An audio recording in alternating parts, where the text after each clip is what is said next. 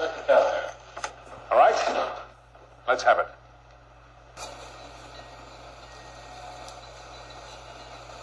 There's a madman loose.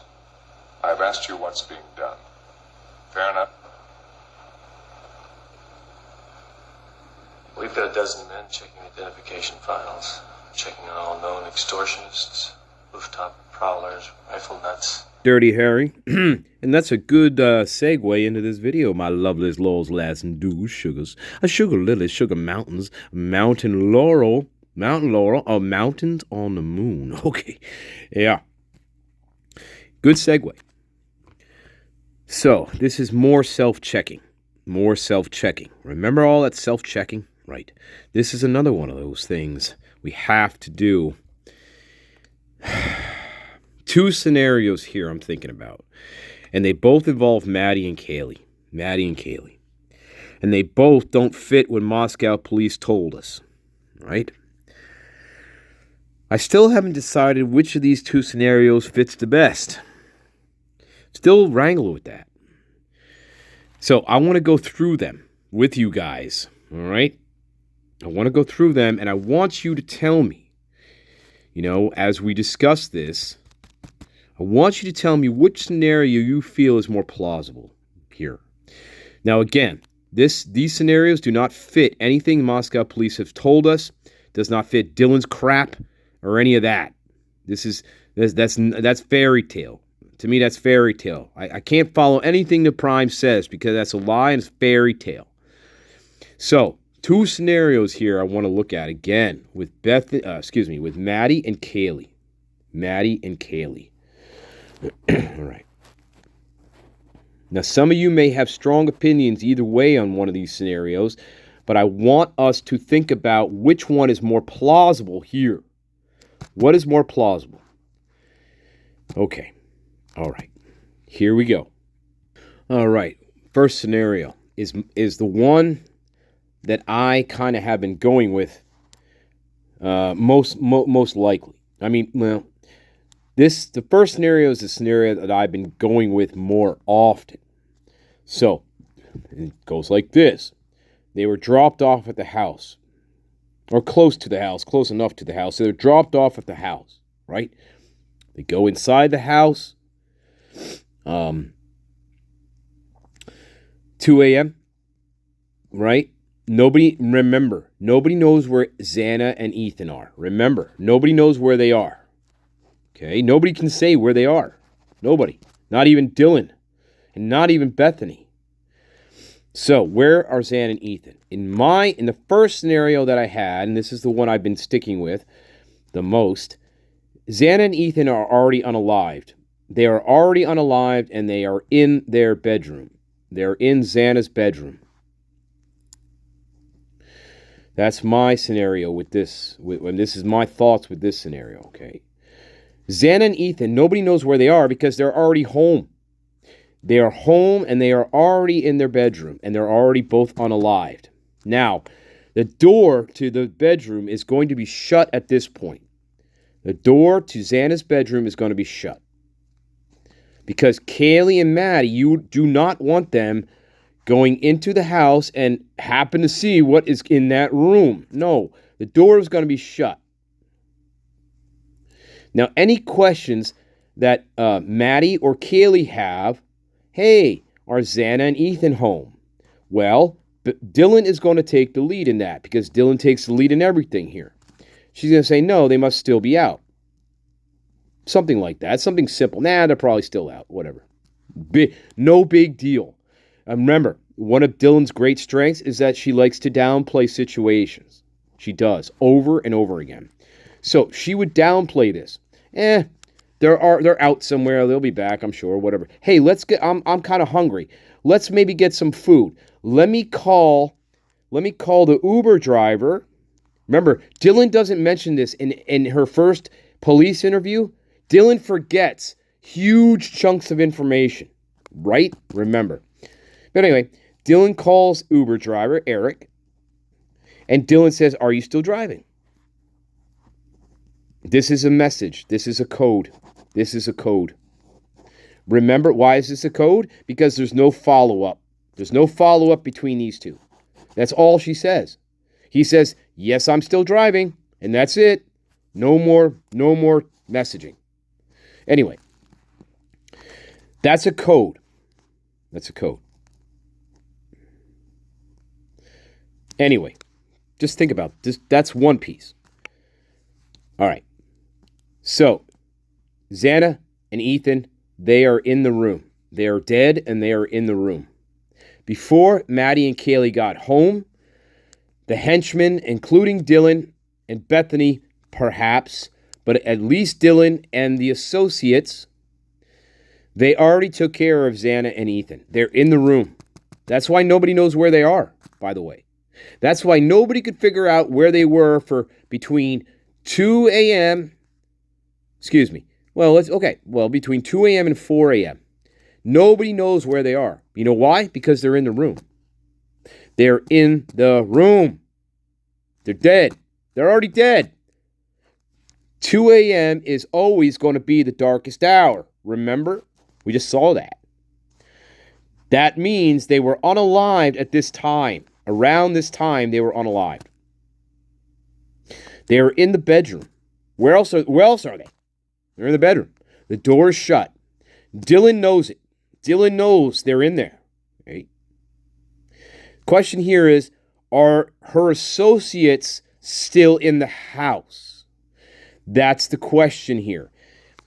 Are her associates still in the house? That's a good question. I don't know. If they are in the house, then they're going to be hiding somewhere. They're going to be somewhere in that house, hiding. Okay? Well, they have to be. They're not going to be out and around. They're going to be somewhere in that house hiding. And believe me, there are plenty of places to hide in that house. Well, fuck. They could be on the first floor, in that spare bedroom that nobody uses. They could be waiting in there. Fuck yeah. They could be waiting in that small utility closet underneath the stairs. They could be at many different places here. Hell, they could even be in Xana's closet for all we know, right, Hunter Johnson? Xana's closet, right, Hunter Johnson? I could be hiding in there. Uh-huh. Anyway, that's if her associates are still in the house. If not, then they come back to the house. Once they know, and maybe that is the signal. Once they know, here, okay. See, it's good we talk, my garden and I. It's good we talk this out because that signal makes sense. The signal makes sense. That call to Eric is a signal to let Eric know that both Kaylee and Maddie have now arrived home. They are home now. That is a signal to the outside world announcing the fact that Kaylee and Maddie are now home. They arrived home from the grub truck. So I am sending the signal out to everybody that I want to know. I want them to know that Kaylee and Maddie are indeed home. And they are in the house now. In the house. So guess what? You better start planning. Planning. Now we're planning. We're planning round 2. This is always going to be a signal to me. Dylan's text to Eric and Eric's response, that's always going to be a code to me. Always. This doesn't change.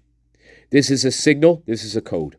And now I kind of figured out, well, in my opinion, that is signaling to him, to the outside world, that yes, Maddie and Kaylee are indeed home now, and we better start planning for round 2. It fits, doesn't it? It does. It fits. It fits. However, round 2 doesn't start right. Round 2 does not start right away. There is a time elapses here. Okay? Yes, how do we know this?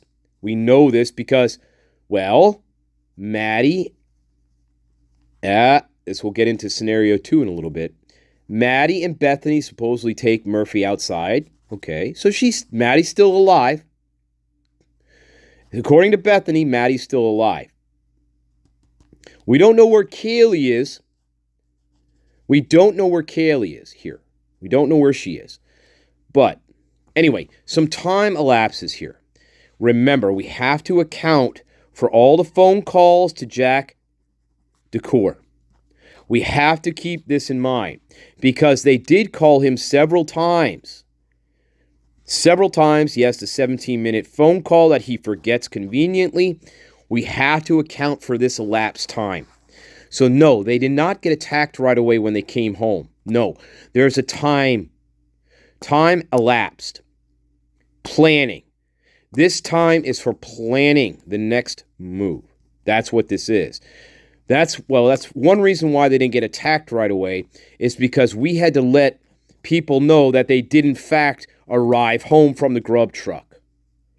Yes, that's true. Okay, so we have to allow for this time gap here with the texting Jack, calling Jack, all that. But however, once that finishes, once they get done calling, texting, FaceTiming, that's when round 2 begins. That's when round 2 begins. Yes, indeed. Yeah, indeed. Round 2 begins. So, okay, that's my first scenario here. Okay, and again, who are the attackers? Dylan. Dylan is a part of this, and she has at least 2 associates with her. Bethany is still. Bethany could be in the Hobbit hole at this point. She could be, or she might not be. Bethany may not be in the Hobbit hole at this point. I don't know. Let's just say she's in her Hobbit hole for now, just to satisfy this, okay? She's in her Hobbit hole. It makes it a little easier. Anyway, Dylan and her 2 associates, that's when they start round 2. Yep. Does Dylan go upstairs with them? Not sure about that. I know she's there, and I know she knows what's going on, and I know she knows there's 2 people upstairs, and I know she knows what they're going to do, and I know she knows what the plan is, and I know part of her role after all this is to clean up, because I also know that the attackers, they leave separately. They leave separately in 2 different cars. I know this. I know they both got picked up. I know that. I know they both got picked up and they took off from the crime scene. Anyway, how does Molly fit into this? Molly can fit in this to a couple different ways. She's not delivering food. No. And unless I'm wrong, I don't see any food in Molly's hands when we see her on video walking up and down the street, pretending not to know where the house is. Okay? Yeah. Because GPS is pretty fucking accurate, just saying. Anyway, no. Molly is there for a specific reason as well. Yes, she is. It's not to deliver food. No, that's ludicrous. Ludicrous. No, Molly is there for a specific reason. We'll get to Molly Meth a little later.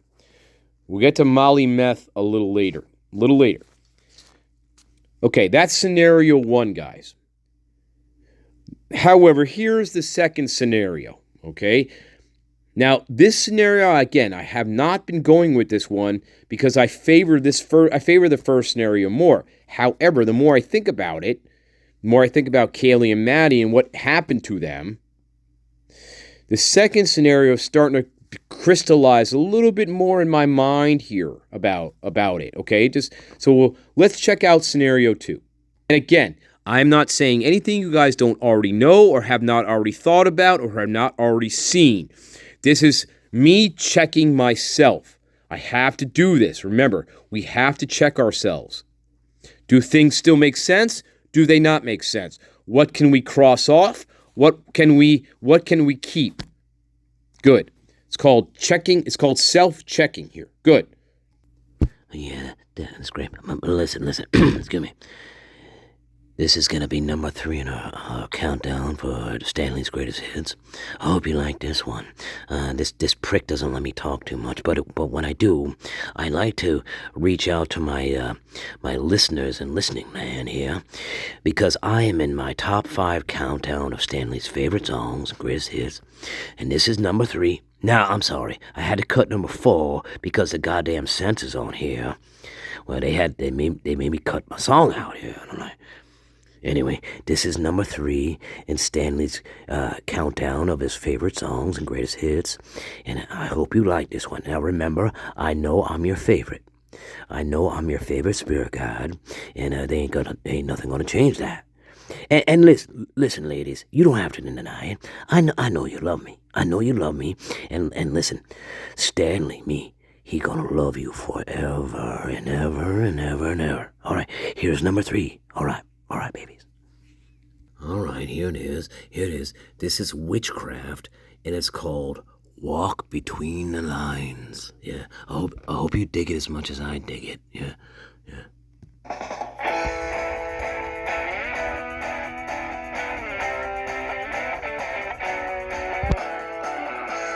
And by the band called Witchcraft. All right, yeah, I like that one. Stanley kind of likes that.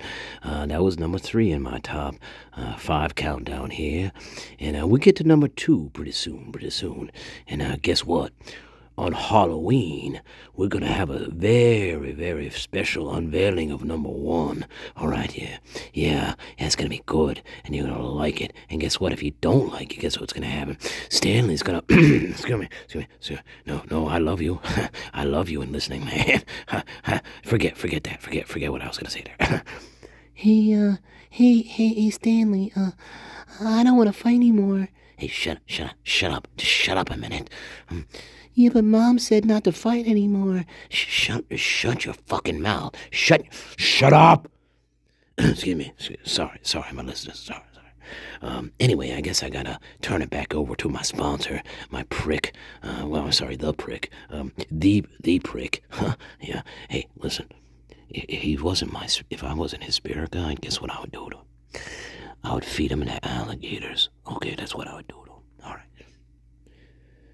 Over to you, prick. Stanley. Wonderful. Always good to have a nice introduction from you. Scenario number 2. Here we go. All right. Scenario number 2. Well, you guys already know, but we need to go through it. And then the question we're asking ourselves is, out of these 2 scenarios, which one is more plausible? Scenario 1, Kaylee and Maddie were unalived in the house. Okay. By the associates. Dylan is a part of this. She doesn't escape it. Bethany doesn't escape it. I don't know how much she participated in the actual unalivings. I don't know. I know she was there. And I know she heard everything. Yeah, including a big boom. You know what kind of things make big booming sounds? Yeah. Firearms. Yes, they do. Rifles make big booms. Yes, they do. I mean, firecrackers, yeah, depending on a firecracker, it can make a big boom. But who's lighting a cherry bomb in the fucking house? I don't know. I don't think anybody's lighting off a cherry bomb. Okay. No, more likely the scenario is somebody has a gun. And that big boom is the sound of it being fired. Moscow police. And by the way, guess what Moscow Police Department does with that scenario? They totally disregard it. In fact, they say they totally disregard what Bethany told them. And they totally disregard the recounting of that story from Dylan. They totally disregard that as well. They tossed that all aside, and they essentially said, nah, Bethany never heard a loud boom in the house. No, it must be her imagination. Because remember, the only weapon used here was a knife, not a gun. Yeah. Anyway, we're not talking about that quite yet. But what else would make a big fucking boom in your house? Oh, I don't know. A cherry bomb, whatever. Ridiculous, Moscow, that you think people are this stupid, okay? But hey, you totally disregarded what one of your witnesses told you to fit your stupid story, Moscow. Oh, Bill Thompson, you fucking corrupt crap, fucking should have been flushed down the toilet 30 years ago. You disgusting people. You disgust me. Anyway, totally disgusting here. Anyway, yeah, and guess what? You know what, Moscow police? You know what? And Idaho State police, you know what you do? You know what happens when you pull shit like this? Well, you give other real police departments bad names. You give actual, honest police departments who have integrity and honesty, you take a big dump on them too for trying to pull this shit. Again, any major police department watching this, I want you to really consider what you're seeing here. And you could say, well, this is just some random YouTuber he's an idiot. What does he know? Blah, blah, blah. Well, sure, you could say that. But I'm giving you right back what Moscow police told me. I'm not making up aliens came down from the sky and abducted them. No. All I'm doing is being logical, reasonable, and orderly. Much like you do. That's all I'm doing. So anyway, Moscow police, you also, not only are you corrupt in Idaho State Police, not only are you corrupt, but you give other police agencies who are actually real and honest, trying to solve real cases, you give them a bad name. And that's why I'm saying I call upon your peers. I call upon your peers to cast down their vengeance upon you. Cast down all the shadows upon you. Because this is what you do. You taint the bloodline. You taint the bloodline. For honest police work, you taint the bloodline. This is a farce that you pulled. You pulled a farce. I mean, there's a stronger word, absurd. Yeah. But anyway, I call upon your peers to look at this and understand this is a joke. Compared to their police work, compared to those people's hard work, and actually trying to solve crimes of this nature, of this magnitude, essentially this is an embarrassment to you guys. You guys should be embarrassed for Moscow. I hope you are. I hope you vomit. I hope this case makes you throw up. Because this is absolute nonsense. Anyway, let's get on to scenario 2. Sorry about that. Sometimes I go on tangents, but they're necessary, especially when it comes to Moscow police corruption and Idaho State police corruption. All right, scenario 2. Well, you guys already know this. Again, I'm not saying, hold on to your hats, folks. Okay. Hey, Pagliacci. Anyway, scenario 2. What is scenario 2? Well, the girls, the scenario 2 is a little tricky. Let's start with Maddie. We're going to start with Maddie and Bethany. That's where we must start. Because these things are tangible. We have to start with what is tangible. Yeah. What was going on with Maddie, Bethany, and Murphy. This is more tangible then what was Kaylee doing during this time frame? We do not know what Kaylee was doing during this time frame when supposedly Maddie and Bethany were taking Murphy outside to go to the bathroom. Right? That comes from The Hobbit. That comes from Bethany herself. Her statements. So we have something tangible to go on. Her statements. The Hobbit. Believe me, we're getting The Hobbit later. I want to do something with The Hobbit later. Remember that post I made about having the one true ring? Yeah, we'll get there. Trust me. I have something. I'm going to do something with that. Anyway. But tangible. Okay, Maddie and Bethany taking Murphy outside to go to the bathroom, right? Bethany ditches Maddie after she claims it was about 10 seconds. She ditches Maddie to go inside because she was cold. Correct? That's what she says. That's what Bethany says. I went inside because I was cold. I was probably only out there for 10 seconds with Maddie and the dog. Right? Right. But something happens. Something happens here. Something happens. Because, according to The Hobbit, 20 to 30 minutes later, according to The Hobbit, Maddie comes into knocks on the Hobbit's door and says, "Do you know where Murphy is? Where's the dog?" Right? That's what happens. That's what The Hobbit, Bethany Funk, that's what she tells us. Maddie comes to her door, knocks on the door, says, "Have you seen the dog? I don't know where it is." Correct? However, 20 minutes ago, they were just outside with the dog. Weren't they? Yes, that's what The Hobbit tells us. So, you're thinking to yourself, okay, all right. Bethany goes inside, right?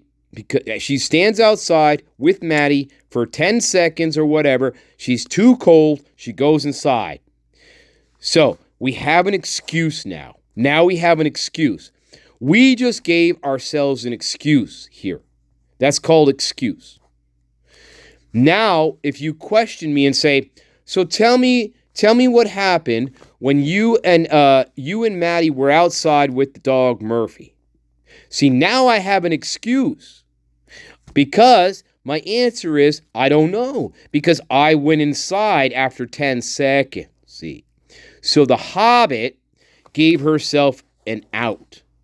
That's called it out. She gave herself an out. Because now anything could happen during this time frame that we're not aware of. She doesn't know because she wasn't outside with them. Right? Right. That's excuse number 6,795 in excuses in this case. Okay, that's the number, really. Well, pretty close to it. Okay. Yeah. So anyway. Okay, here's where it gets tricky though. Here's where the tricky part comes in. Here's where it gets tricky. You can diverge a couple of different ways here. You can say to yourself, okay, what Bethany tells us about Maddie coming to her and asking where Murphy is, you can say, one, that's a complete fabrication. That never happened. Maddie never actually came to Bethany's door. She never knocked on Bethany's door to see where Murphy was. That is a complete lie. It is. In fact, the more you think about it, the more I think what Bethany said about Maddie coming to her and asking where Murphy was, the more I think about it logically, I feel that's a complete lie. No. Because, why? Because you're not going to come back in the house after 20 minutes of being with Murphy and then go to the Hobbit and ask her where the dog is. It's stupid. It's ludicrous. It makes no sense. How many times do I have to X this out? Right? It doesn't make sense. Even after a half an hour, it still doesn't make sense. Because Maddie, according to Bethany the Hobbit, she was outside with the dog, taking a piss. So, to me, this is a complete fabrication. Maddie never came to Bethany's room. She never asked Bethany where the dog was. We already know where the dog was. They were outside taking a piss. This is a complete lie. It doesn't make sense. It's ludicrous. Ludicrous. New York City. This is ludicrous. Think about it. Think about it. Why would your roommate come back in after 20 minutes of being outside with the dog, 30 minutes, whatever, and then come to your room and ask where the fucking dog is? Why? It's not going to happen. This is a lie. Moscow police, Idaho State Police. When you're trying to run a crooked investigation, it's the little details like this that are going to fuck you. She's not coming back in 20 minutes later after just being with Murphy and going to the Hobbit and asking the Hobbit, "Where's Murphy?" That ain't happening. But that's what the Hobbit tells us. That's why the Hobbit is also one of the very suspects in this case. Because she lies too. Anyway, I'm going to leave it right there. I'll finish the rest of this scenario because it's important. I just wanted to set this up with the dog. Okay? We're going to finish the rest of the scenario. So don't answer any questions without a lawyer. Okay? Nah, I love you all, babies. We're picking it up. We're going to call this one. What? Here's what we're going to call this one. What actually happened? What actually happened to Maddie and Kaylee? That's what we're calling this one. And we're calling it part 1. Because I need to finish the second scenario.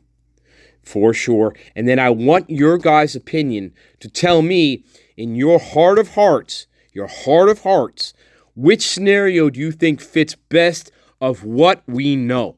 That's what I want. Right? My garden. Without my garden, there's no me. Without my garden, there's no me. No channel, no me. Love you all. Okay, let's rock and roll and hammer. Remember the hammers? Good. Keep them at the ready, loves. I love you all. We'll pick it up. Part 2. Okay, I love you. Bye-bye.